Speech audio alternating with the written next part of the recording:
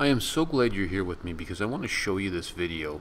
I've talked to you about these people before, and I think she's either British or Polish. Okay. And I thought she was like 12 when I first saw her. And I think it's like we're getting old now, so everybody, if you're like under Everyone 30, looks like like a kid. Right, it's terrible. Right, I know. And somebody said, one of my Indian friends said, no, she's maybe British or Polish, but she married an Indian guy, and she makes these videos. And I find them completely fascinating.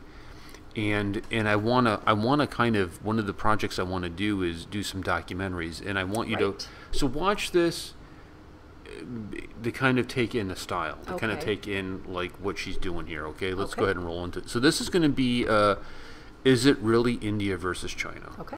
For many decades, India has faced many issues because of the expansionist policies of China. I'm gonna guess by the spelling of her name that she's China has border issues with nearly all its neighbors. For many people around the world, India and China are the next two emerging giants. But are these two countries really comparable? Regularly, some of us tend to compare China with India. Yes, they are comparable in terms of population. Both are ancient civilizations, and it is believed that historically China had a massive cultural influence from India.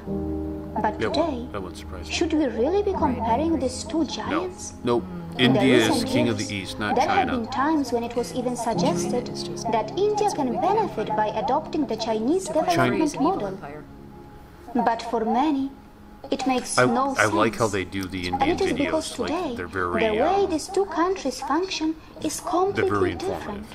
And I think Just because both countries have similar population, comparing them does not make so much sense, especially when we have a vibrant democracy in India, where ordinary citizens have had a chance to take the top ranks in the central and state governments.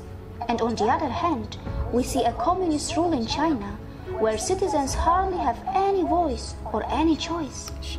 India gives freedom to its citizens and to its media to publicly criticize or protest against their democratically chosen governments. And in China, freedom does not exist, whether it is individuals' freedom or the freedom of its media. And what is even worse, that most Chinese do not even know how it feels to be free. Moreover, international social media sites are banned in China. However, organ trafficking is somehow still on through some backdoor channels. And that is why there is no way that India has to find its role model in China. Yes, India can buy China-made products or take paid Chinese assistance in those fields in which China has succeeded due to its passion and keenness in reverse engineering. And yes, it is really possible, as in the recent times, these two countries have had a series of many engagements on a political level. China is famous for the art of hiding its ugly sides from the international tourists. They know how to cover up slums, as they famously demonstrated that during the Olympics in Beijing in 2008. On the other hand, we have Indians who desperately need to improve their poor waste management infrastructure.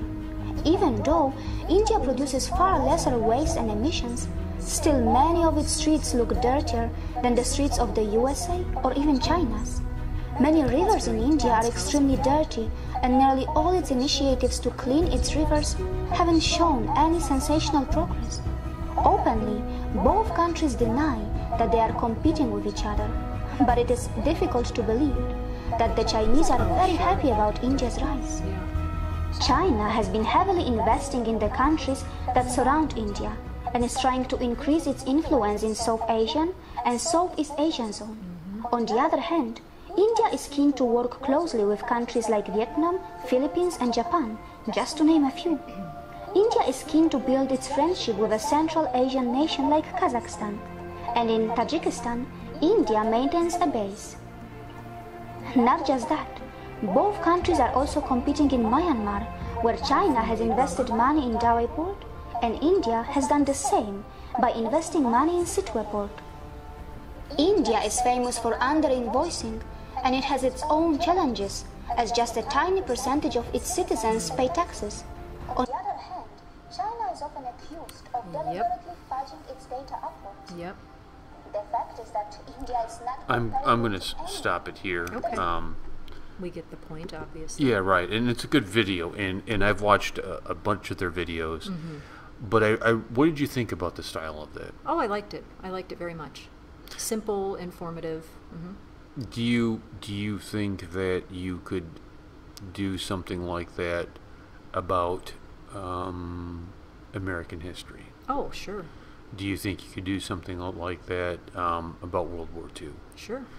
Because there's something that I think is interesting that I would like to explore, and I think we'll talk about it in detail on Revolution, and it's the first 3 years of World War II with Russia and Germany. Okay. And it's something that's not talked about. 39, 40, 41? Yeah. Right. So I think, thank you for watching this with me. And let's work on some stuff that we could do similar to that, where we can showcase your talent and your ability. Sounds great. To kind of talk like that, and I'll edit it up. As always, I am here to help on our channel. All right, sweet. Thanks. Mm-hmm.